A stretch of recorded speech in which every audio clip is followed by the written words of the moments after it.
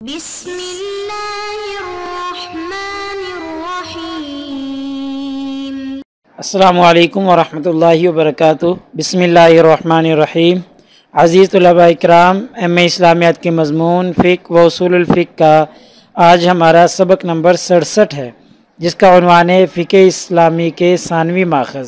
نیا سبق شروع کرنے سے پہلے ہم پچھلے سبق یعنی سبق نمبر 66 کا خلاصہ دیکھتے ہیں۔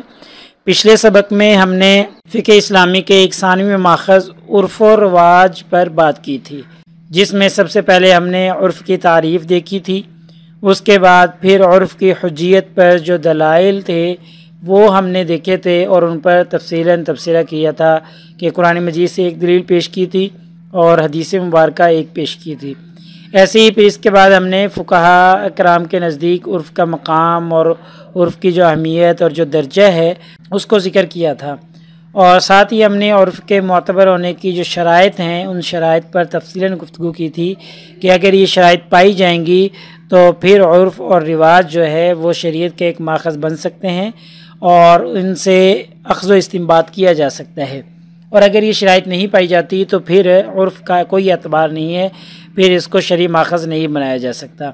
ایسے ہی پھر آخر میں ہم نے دیکھا تھا کہ عرف کی دو قسمیں ہیں، ایک تو عرف شارع ہے اور ایک عام عرف ہے جو اہل زمانہ کا اور لوگوں کا عرف۔ تو اگر ان دونوں میں تعارض کی صورت پیش آ جائے تو پھر کس کو ترجیح دیں گے اور کس پر عمل کریں گے؟ تو ہم نے پڑھا تھا کہ ایسی صورت میں عرف شارع کو چھوڑ دیں گے اور عرف اہل زمانہ پر عمل کریں گے۔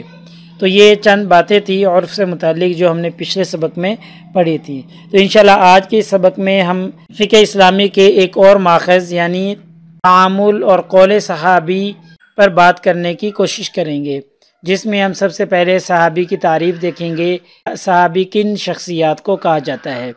اس کے بعد پھر صحابہ کی جو اہمیت اور ضرورت ہے دین میں اس پر تفصیلاً گفتگو کریں گے کہ صحابہ کی اتنی زیادہ اہمیت اور ضرورت دین میں کیوں ہے، اور اس کے ساتھ ہی ہم صحابی کے قول اور صحابی کے عمل کے حجت ہونے پر جو دلائل ہیں قرآن سے احادیث سے ان پر تفصیلاً گفتگو کریں گے، اور آخر میں ہم دیکھیں گے کہ اقوال صحابہ اور فقہا کا آپس میں کیا تعلق رہا ہے کہ فقہا نے اقوال صحابہ کو کس حد تک استعمال کیا ہے اور کس حد تک اس سے مسائل کا استنباط کیا ہے۔ تو سب سے پہلے ہم صحابی کی تعریف دیکھتے ہیں کہ صحابی کس کو کہا جاتا ہے۔ تو مولانا محمد تقی امینی صاحب نے اپنی کتاب فقہ اسلامی کا تاریخی پس منظر، اس کتاب میں صحابی کی بڑی جامع اور معنی تعریف کی ہے، اور عام تعریف سے ہٹ کر بڑی اچھی تعریف کی ہے۔ جو عام کتابوں میں تعریف لکھی ہوتی ہے اس سے ہٹ کر تعریف کی ہے، اور وہ یہ ہے کہ صحابہ کرام وہ ہیں جنہوں نے رسول اللہ صلی اللہ علیہ وسلم کی زندگی سے براہ راست تعلیم و تربیت حاصل کی تھی۔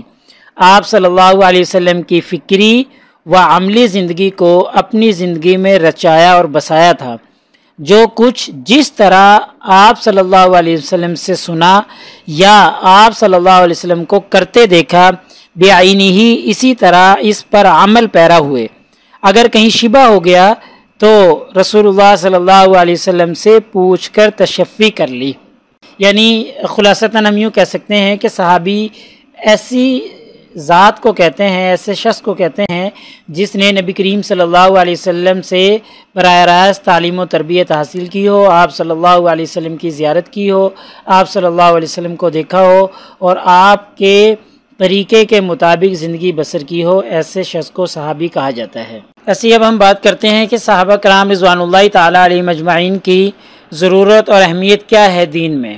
تو صحابہ کرام رضوان اللہ تعالیٰ علیہ مجمعین وہ شخصیات ہیں جنہوں نے براہ راست نبی کریم صلی اللہ علیہ وسلم سے تعلیم و تربیت حاصل کی اور تزکیہ نفس کیا، اور براہ راست نبوی درسگاہ سے علم حاصل کیا، اور ایسے ہی صحابہ کرام وہ شخصیات ہیں جو آپ صلی اللہ علیہ وسلم کی ہر حکم کی اطاعت کرتے تھے، آپ صلی اللہ علیہ وسلم کے ہر سنت اور ہر فعل کی پیروی کرتے تھے۔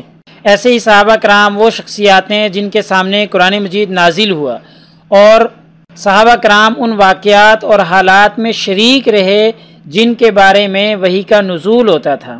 ایسے ہی صحابہ کرام وہ شخصیات ہیں جنہوں نے مطالب اور معانی خود صاحب کتاب سے سیکھے اور نبوی علم حاصل کیا، یعنی نبی کریم صلی اللہ علیہ وسلم سے براہ راست انہوں نے قرآن مجید کے معانی، قرآن مجید کے مطالب اور قرآن مجید کا مفہوم سیکھا۔ ایسے ہی انہوں نے نصوص شریعت کو خود شارع کی حیات طیبہ میں ہی اپنی زندگیوں میں جاری کر لیا تھا۔ ایسے ہی کوئی بھی معاملہ ہوتا جس میں کوئی شبہ ہوتا، کوئی ایسے مسائل ہوتے جن کا حل نہ کر سکتے تھے، تو وہ ڈائریکٹ اور براہ راست نبی کریم صلی اللہ علیہ وسلم سے پوچھ کر اس کی تشفی کر لیتے تھے اور مسائل کا حل کر لیتے تھے، یا وہی ان کے لیے نازل ہو جاتی تھی۔ اور انہوں نے مکمل طور پر اپنی سیرت کو، اپنی زندگی کو، اپنے افکار اور اپنے تصورات کو قرآن و سنت سے ہم آہنگ کر لیا تھا۔ کیونکہ انہوں نے ہی تو ہمیشہ کے لیے آگے چل کر امت مسلمہ کا رہنما اور مقتدا بننا تھا۔ تو صحابہ کرام وہ شخصیات ہیں جو دین کے معاملے میں پوری امت کے رہنما اور مقتدا ہیں انبیاء کرام کے بعد۔ یہی وہ شخصیات ہیں جن کے ذریعے قرآن و سنت کا عظیم علمی سرمایہ امت مسلمہ تک پہنچا۔ انہوں نے ہی یہ عظیم علمی سرمایہ امت مسلمہ تک منتقل کیا تھا۔ اب ہم صحابی کے قول و فعل کے حجت ہونے پر دلائل پیش کرنے کی کوشش کرتے ہیں۔ تو پہلی دلیل ہے جو کہ قرآن مجید کی آیت مبارکہ ہے۔ اللہ تعالیٰ نے فرمایا وَالسَّابِقُونَ الْأَوَّلُونَ مِنَ الْمُهَاجِرِينَ وَالْأَنصَارِ وَالَّذِينَ اتَّبَعُوهُم بِإِحْسَانٍ رضی اللہ عنہم ورضوا عنہ۔ سورۃ التوبہ کی آیت مبارکہ ہے، جس کا ترجمہ ہے اور بے شک مہاجرین اور انصار میں سے سابقین اولین اور دوسرے وہ جو بھلائی کے ساتھ ان کی پیروی کرنے والے ہیں، ان سب سے اللہ راضی ہوا اور یہ اللہ سے راضی ہیں۔ اب اس آیت مبارکہ میں رضی اللہ عنہم ورضوا عنہ والا جو جملہ ہے، یہ صحابہ کرام کے تعامل، صحابہ کرام کے قول اور فعل کو ماخذ قرار دینے کے بارے میں نہایت اہمیت کا حامل ہے۔ بالخصوص اس میں جو لفظ ہے ورضوا عنہ، جو حکمت الہی کے ساتھ ان کے تعامل کی ہم آہنگی پر بھی دلالت کرتا ہے۔ ایسے ہی دوسری دلیل ہے جو کہ صحابہ کرام کے قول اور فعل کے حجت ہونے پر دلیل بنتی ہے۔ حدیث مبارکہ ہے ما من نبی بعثہ اللہ فی امت قبلی الا کان لہ من امتہ حواریون واصحاب یاخذون بسنتہ ویقتدون بامرہ۔ ترجمہ اس کا یہ ہے کہ جس نبی کو بھی اللہ تعالیٰ نے مجھ سے پہلے بھیجا، سب کی امت میں اس کے مددگار اور اصحاب تھے جو نبی کی سنت کو حاصل کرتے تھے اور اس کی اقتداء کرتے تھے۔ تو دیکھیں اس حدیث مبارکہ سے بھی یہی ثابت ہوتا ہے کہ ہر نبی کے مددگار اور اصحاب تھے جو نبی کی سنت کو حاصل کرتے تھے اور اس کی اقتداء کرتے تھے، نبی کی سنت کو محفوظ کرتے تھے اور آگے پہنچانے کا فریضہ سر انجام دیا کرتے تھے۔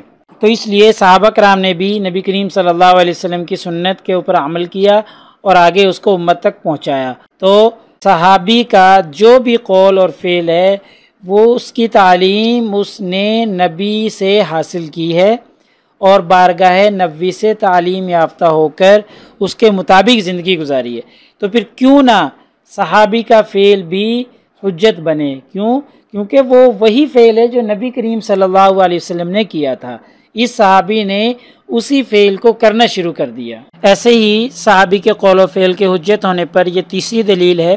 حدیث مبارکہ ہے علیکم بسنتی و سنت الخلفاء الراشدین المہدیین عضوا علیہا بالنواجذ، جس کا ترجمہ ہے کہ تم میری اور میرے ہدایت یافتہ خلفاء راشدین کی سنت کو لازم پکڑنا، اس کو اپنے دانتوں سے مضبوطی سے تھامے رہنا۔ تو دیکھیں اس حدیث مبارکہ میں نبی کریم صلی اللہ علیہ وسلم نے جہاں پر اپنی سنت کی پیروی کا حکم دیا ہے، وہاں پر خلفاء راشدین کی سنت کی پیروی کا بھی حکم دیا ہے، اور فرمایا ہے عضوا علیہا بالنواجذ کہ ان کو دانتوں سے مضبوطی سے پکڑے رکھنا۔ اب نبی کریم صلی اللہ علیہ وسلم کیوں حکم دے رہے ہیں کہ خلفاء راشدین کی سنت کو بھی فالو کرنا؟ اس لیے کہ ان کا سارا طرز زندگی، رہن سہن کا طریقہ، زندگی گزارنے کا طریقہ، سب کچھ جو تھا وہ نبی کے طریقے سے ہی نکلا ہوا تھا، سب کچھ انہوں نے نبی سے سیکھا تھا۔ تو گویا کہ ان کی زندگیاں نبوی زندگیاں بن گئی تھی۔ اس لیے نبی کریم صلی اللہ علیہ وسلم نے فرما دیا کہ میری سنت کو جہاں فالو کرو گے، میری سنت کی اتباع کرو گے، وہیں پر خلفائے راشدین کی سنت کی بھی اتباع کرنا تو تم ہدایت پا جاؤ گے۔ تو اس لیے صحابہ کرام کا قول، صحابہ کرام کا فعل، صحابہ کرام کا تعامل سب کچھ حجت ہوگا۔ اسی طریقے سے نبی کریم صلی اللہ علیہ وسلم نے حضرت ابوبکر اور حضرت عمر رضی اللہ تعالی عنہما کی اقتداء کا بھی حکم فرمایا کہ اقتدوا بالذین من بعدی ابی بکر و عمر، کہ میرے بعد آنے والوں کی اقتداء کرو، یعنی ابوبکر اور عمر کی۔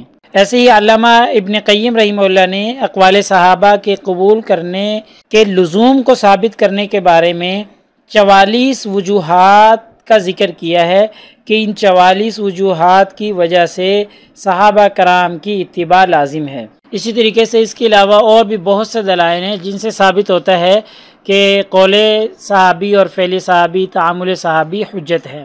اب ہم بات کرتے ہیں کہ اقوال صحابہ اور فقہاء کرام، یعنی فقہاء کرام کے کیا اقوال ہیں یا انہوں نے کس طریقے سے اقوال صحابہ اور تعامل صحابہ سے استدلال کیا ہے۔ چنانچہ امام اعظم ابو حنیفہ رحمہ اللہ فرماتے ہیں کہ اگر مجھے کوئی مسئلہ کتاب اللہ سے نہ مل سکے تو میں اقوال صحابہ کی جانب رجوع کرتا ہوں اور وہاں سے اس مسئلے کا حل تلاش کرنے کی کوشش کرتا ہوں، اس سے باہر نہیں جاتا۔ ایسے ہی امام شافعی رحمہ اللہ اپنی کتاب الرسالہ میں فرماتے ہیں کہ اگر کتاب و سنت اور اجماع میں مجھے کوئی حکم نہ مل سکے کسی مسئلے کے بارے میں تو میں اقوال صحابہ کی طرف رجوع کرتا ہوں اور وہاں دیکھتا ہوں، صحابہ کی زندگیوں کو ٹٹولتا ہوں اور وہاں اس کا حکم تلاش کرنے کی کوشش کرتا ہوں۔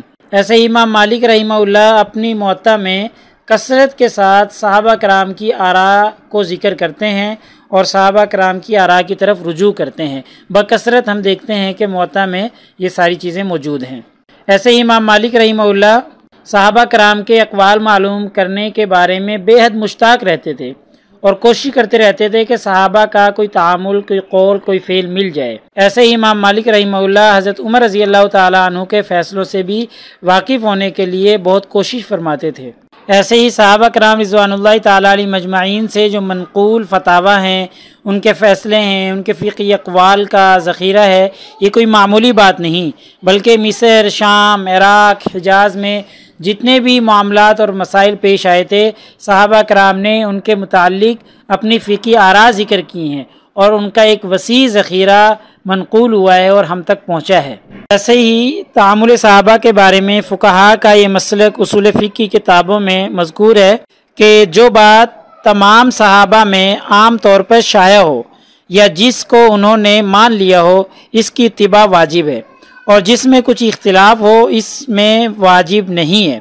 یہ اس لیے کہ صحابہ میں جو بات عمومی حیثیت سے بلا نکیر پائی جاتی ہے، اس کی حیثیت اجماع کی ہو جاتی ہے، اور جب اجماع ہر دور کا حجت ہوتا ہے اور صحابہ کرام کا اجماع تو بدرجہ اولا حجت ہوگا، تو اس لیے جس میں تمام صحابہ کا اتفاق ہو تو وہ اجماع کی حیثیت اختیار کر کے لازم ہو جاتا ہے، اور جس میں کچھ اختلاف ہو وہ واجب نہیں ہوتا۔